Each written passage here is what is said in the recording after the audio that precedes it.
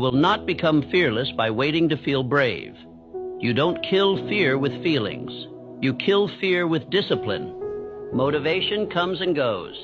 It's a spark, quick, loud, exciting, but short-lived.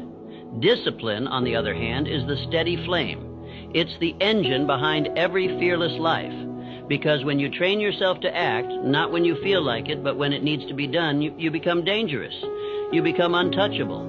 Courage isn't a lightning bolt.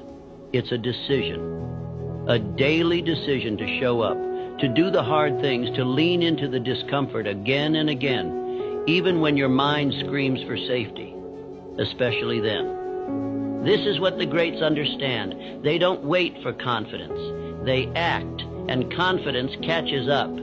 They don't wait for the fear to vanish. They do the thing anyway, and fear learns it has no place there. Discipline silences fear because it removes the negotiation. There's no debate, no should I or shouldn't I. It's already been decided. The alarm rings, you rise, the task is hard, you do it anyway. The voice of doubt whispers, you walk forward in spite of it. That's discipline, and that's how the fearless are made. You see, the more you act in the presence of fear, the more you rewire your mind. You condition it to understand fear is not danger, it's data.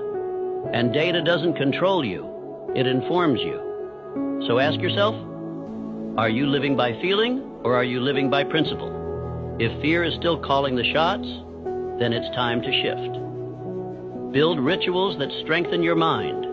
Surround yourself with reminders of your vision. Keep your commitments to yourself. One small act of courage every single day, and you'll wake up one day wondering why you ever let fear run the show.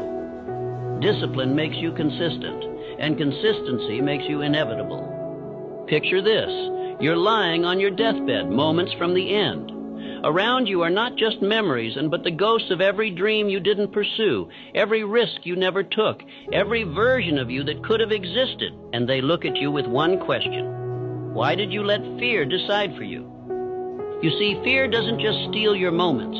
It steals your legacy. It convinces you to shrink, to play safe, to sit down when you were built to stand tall. But what if you knew the cost? What if you could see the future that fear is quietly robbing you of? Because that's the thing. Most people don't realize they're choosing fear. They think they're choosing comfort, safety, familiarity. But what they're really doing is burying their greatness under excuses. They're trading impact for ease, legacy for security. Let me be clear.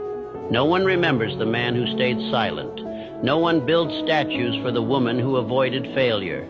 The world is moved by those who were scared and moved anyway, by those who stood up, spoke out, and stepped forward in spite of the trembling in their voice or the knot in their stomach. Fear will always offer you comfort, but legacy demands discomfort. It demands pain, sacrifice, risk. It demands that you decide what matters more, the opinions of others or the opinion you'll have of yourself when your time is up. So ask yourself right now, what will your life say when you're gone? Will it whisper of missed chances and silent regrets?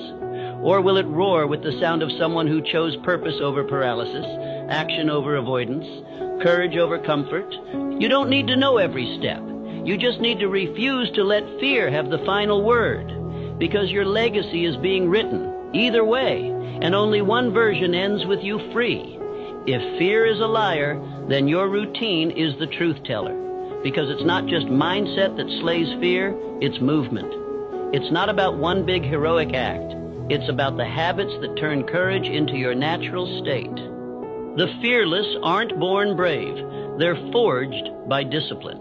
And every day they perform small rituals that suffocate fear before it has a chance to speak. Start here. Each morning, do something uncomfortable. Not huge, not reckless, just something that makes your heart beat a little faster. Cold shower, honest conversation, a hard phone call. Why? Because the nervous system must be trained. And when you teach your body to survive discomfort, fear begins to lose its grip. Second, move. Physically move. Whether it's lifting, running, walking, motion kills stagnation.